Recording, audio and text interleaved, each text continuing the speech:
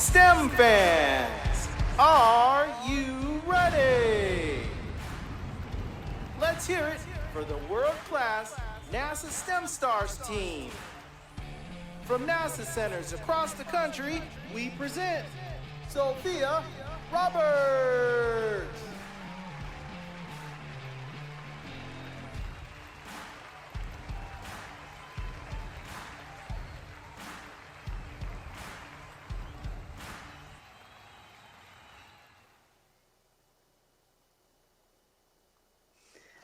Well, welcome to this week's episode of NASA STEM Stars, where we get a chance to talk with NASA professionals and engineers and all kinds of people that work out at any of our 10 NASA centers.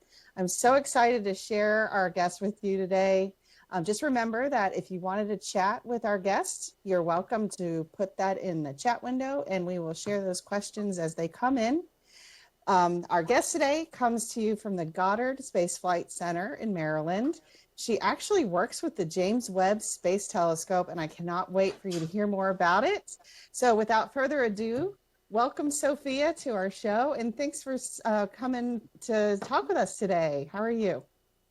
I'm great. I'm so excited to be here and to share with you guys what I do. Yay. So you are a media specialist, correct? So yes.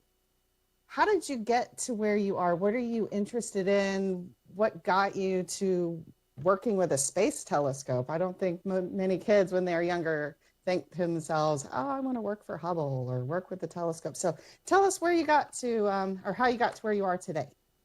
Sure. You know, honestly, when I was a kid, I had absolutely no idea what I wanted to do. And for a really long time, I had no idea what I wanted to do. But I did know that I love doing new things. I love traveling places. I love nature and photography. So trying to incorporate all these things and my love for art. I think that once it finally clicked that I wanted to do things in science production, that it literally honestly was a bit of an epiphany for me. I was in a biology class in school, and we had just watched one of those just kind of cool clips from like the BBC.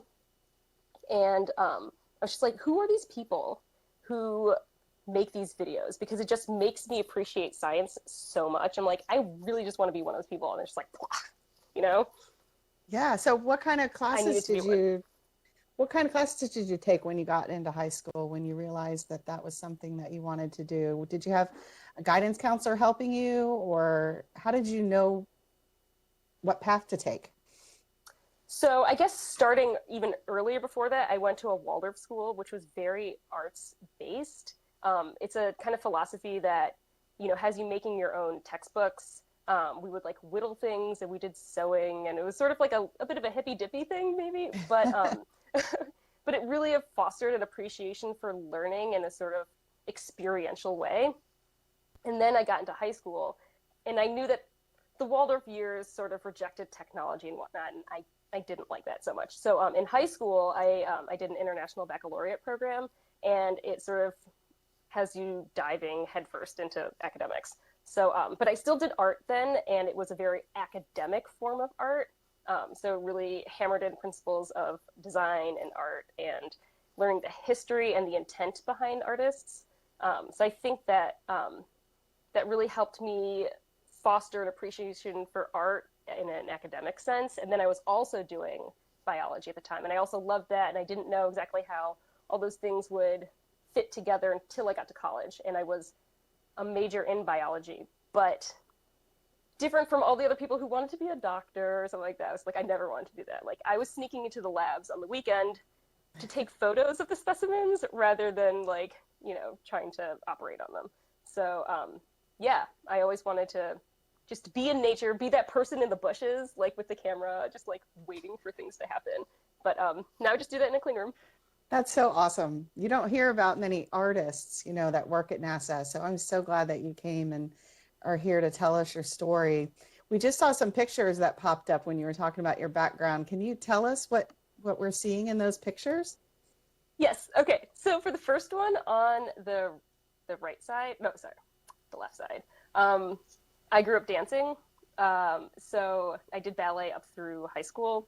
And so that's a picture from when I did the Nutcracker, and I was probably, I don't know, 10 or 11 or something like that in one of those photos, and it's small. But I was one of the children that comes out of this woman who has this big dress, and we would like lurk behind it and like bust out. Oh yeah, I remember that part. Yeah. And do like little acrobats and stuff like that. But yeah, so that was with the Detroit Symphony Orchestra, and I danced along with other actual professionals as a kid. So that was really cool. And then that second photo, that was from when I went to the University of Michigan's biological station for one of my summers. And we were studying antlions, which are the coolest little bugs. They make these pits in the sand. And if an ant crawls along in the pit, they will flick sand at it. And the pit is at such an angle where it sort of creates a little avalanche. And the ants will try to scurry up, and the sand is avalanching all the way down, and then this little antlion is there at the bottom and just like grabs them and pulls them under the sand and like sucks out all their juices. So I really liked the ferocity of that. And so for that summer, we had a little party, and me and a friend dressed up as little antlions. And then the third picture, let's see what that is again. Oh yeah. I was interning for a PBS show when I was in grad school, and yeah, so I was sent out on assignment by myself actually, and I guess you don't see the rest of it there. I'm using my little camera, but I interviewed a guy called Leaping Larry, and he was a guy who was unable to walk. He was in a wheelchair, but for that shoot, he was in a glider for the first time, and there are these. It's not quite a plane because it doesn't have an engine, but it is towed behind a plane, released, and then it glides down. Very slowly, depending sort of on the airflow, because you can go up in an air vent, or you can go down slowly and gliding. So yeah. Very interesting. We have a question that kind of segues into your current careers at NASA. How did you start integrating technology more into your art and get more into the digital media side of things? I think when you're working with video, technology goes hand in hand. So like, we're all little gearheads, you know, when like video people get together, like, oh, what's a new camera for this? Or what's a new piece of equipment for that? Because I mean, given an unlimited budget, there's a piece of gear for it somewhere. And if there isn't, you're trying to fashion one yourself. So I guess it's just naturally digital. I don't know if that answers that. Yeah, that does. So tell us what you do at NASA now. So you're currently working at the Goddard Space Flight Center. How did you get to where you are and what you're doing now? So tell us about that. Yeah, so I guess I can go back a little bit. After deciding that I wanted to do science videos, I went and I got a degree in science and natural history filmmaking. So that's a program out of Montana State University. And they actually have a very wonderful relationship with NASA. So there are a bunch of us in my department from my program. So I started out as a multimedia fellow. Yeah, so with a fellowship, the Earth Science Multimedia Fellow, that's what it is. And so, yeah, I was there for a year, and then a position opened up with the James Webb Space Telescope. So yeah, now I'm a full-time producer just on that one mission. Okay, do you know if there are any other art professions at NASA besides the multimedia professions that you're involved with? Yeah, okay, so that's one of the best things, I think, is that NASA has a space for all of these other artists. So I also work with animators, and we have both 3D and 2D animators. We have people who build models over there of like the spacecraft. We have people who are doing posters and design. And I think there's just like a lot of space because I guess this is sort of like one of my things is that like science is naturally really creative. So you can't design a good experiment without creativity. You can't, I guess, I mean, like nature has a lot of other things that it has to offer, but anyways, but creativity is really central to science. Actually, one of the things that our program is just working on is working with an origami specialist. And I'll get into this a little later, but the sun shield, which is one of the major parts of Webb, has to unfold. And so you can draw a lot of lessons from people who have done things that unfold, like with paper, so with origami. So yeah. We owe a lot to artists in the science world. I love that. I love that. Do you want to share your video that you brought with you today about what you do at NASA? Yes, please. Okay, let's do that.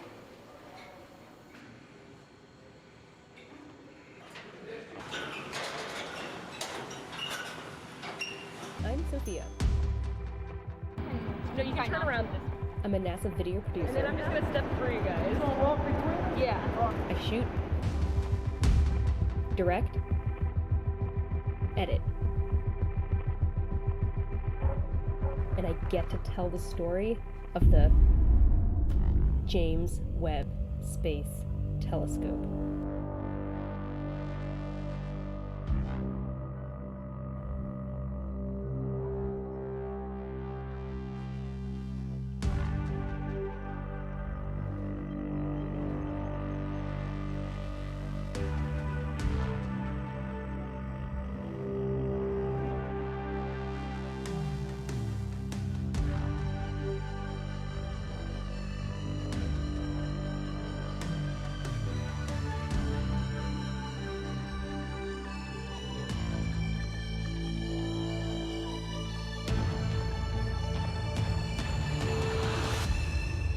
And after years of just being behind the camera, I will now be in front of it.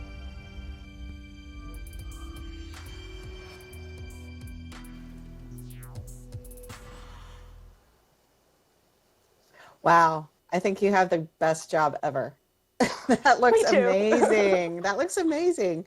So I had a Thank you. student ask, what made you want to work on the James Webb Telescope instead of some other field? So did you have a choice?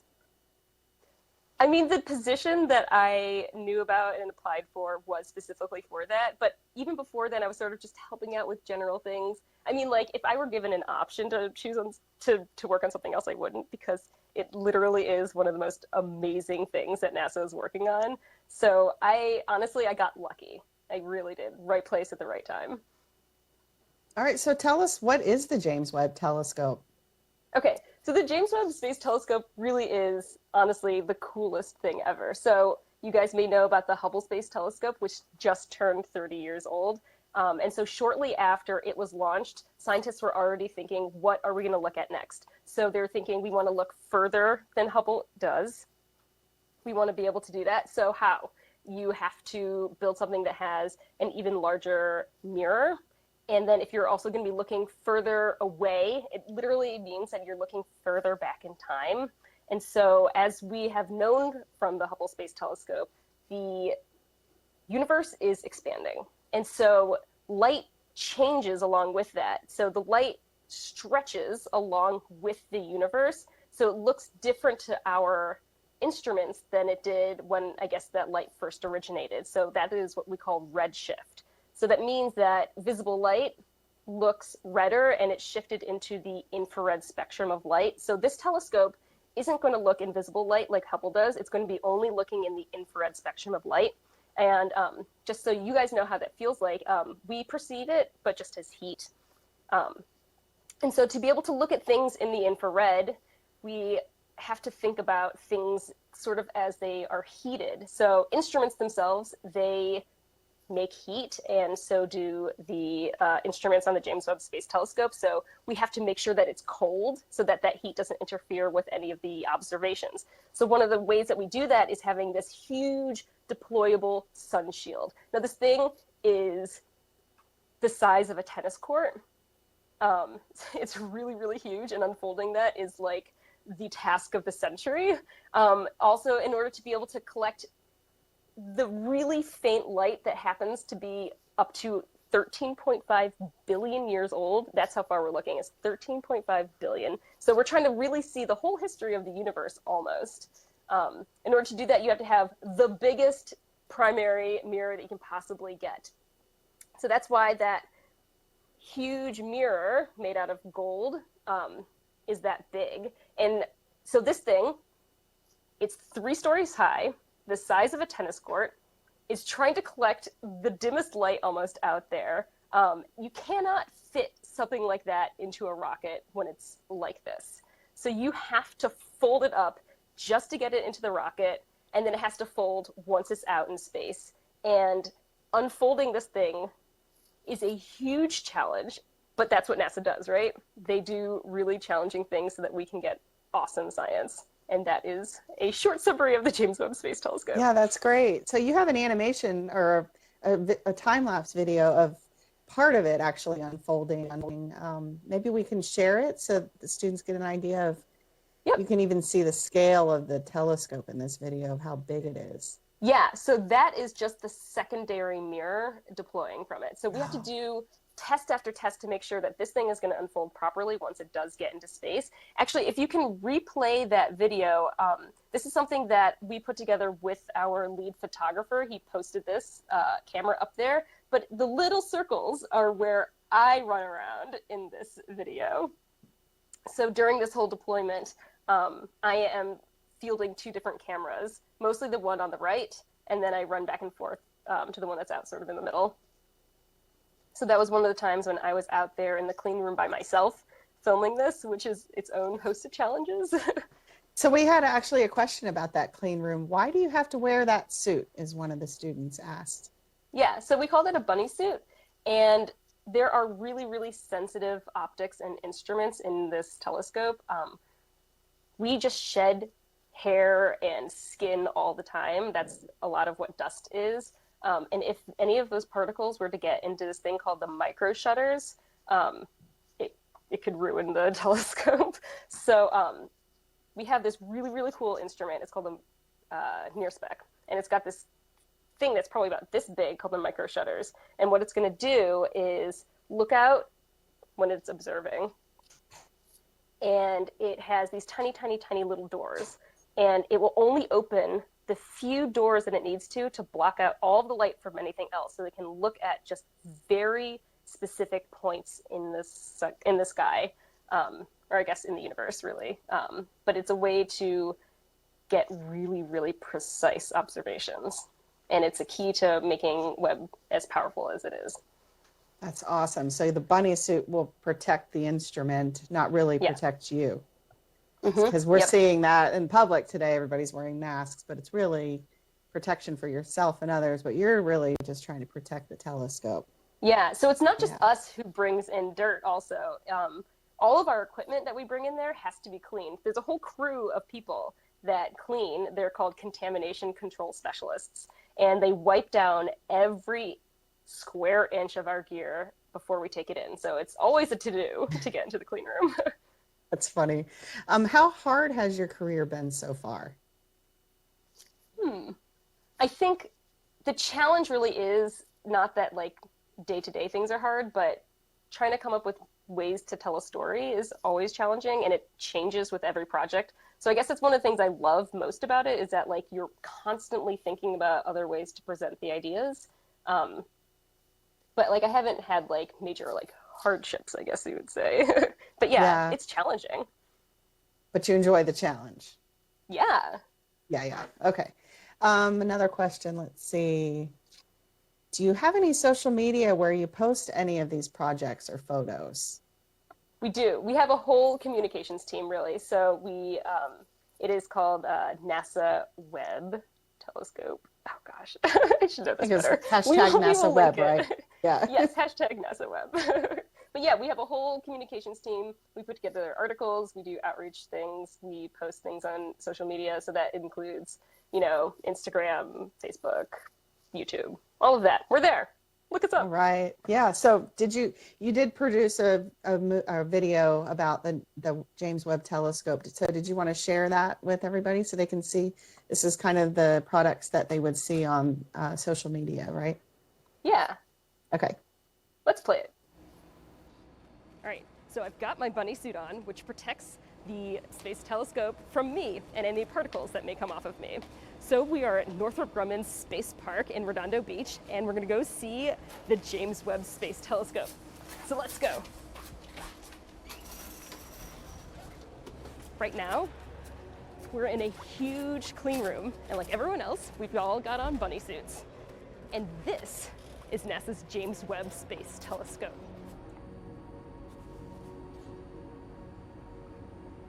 This telescope was envisioned shortly after Hubble's launch to continue on the next phase of questions about our universe. It's going to look in the infrared spectrum of light and then seek the light of those really early forming galaxies, and then try to answer the questions about our universe. And so what we're witnessing right now is the two major halves of the telescope being put together.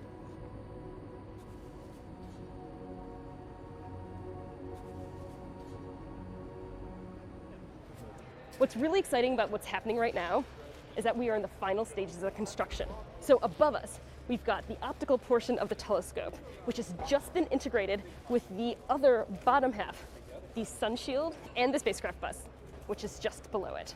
But let's continue on. And coming around this side is the most spectacular view of this whole thing, because you can see there are these 18 gold mirrors. They are real gold. And the reason is because gold reflects infrared light the best. Webb is going to try to solve the mysteries of our solar system. It's going to look to worlds around distant stars, and then look at the mysterious structures, and then try to explain the origins of our universe. And no project like this can be done alone. So Webb is an international program. It's led by NASA with its partners, the European Space Agency and the Canadian Space Agency.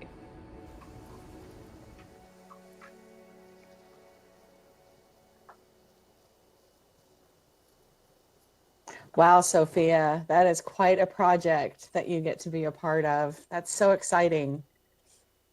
I had a question come in during the video. How do you use, or what do you use those videos that you create? What are they used for?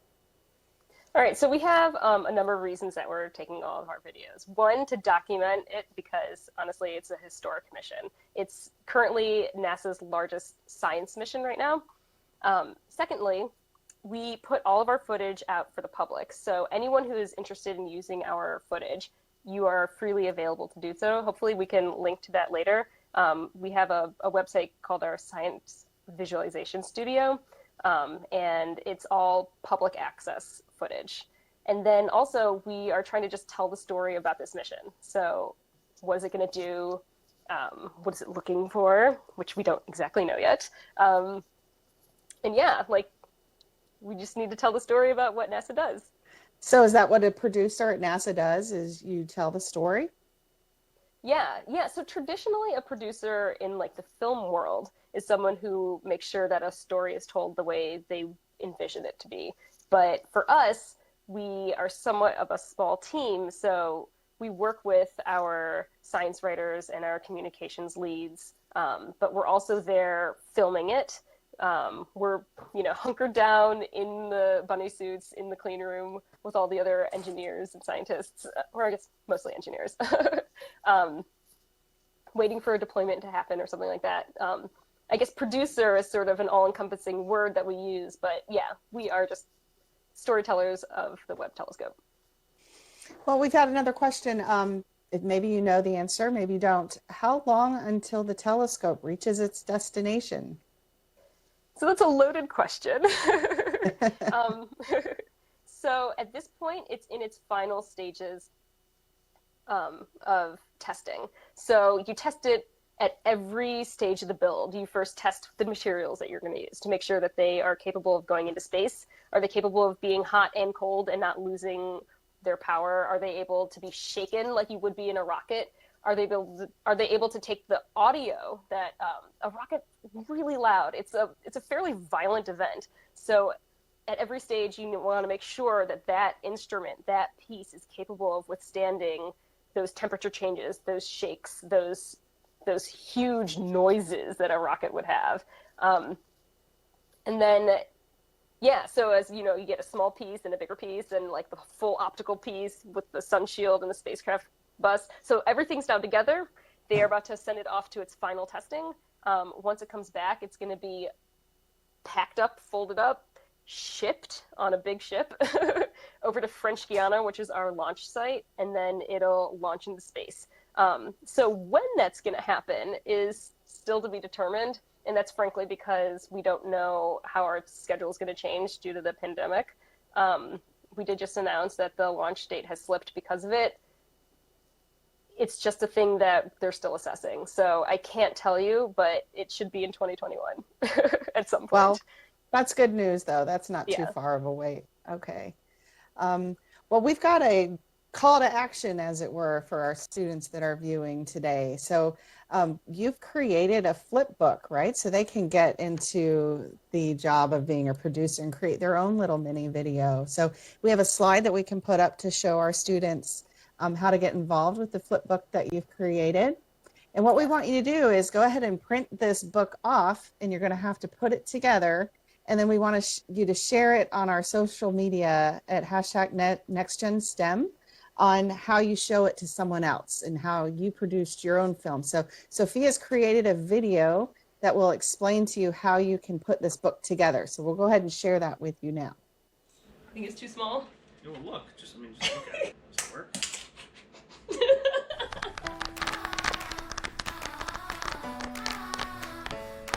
Are you looking for an indoor activity? Well, we've got a flip book for you.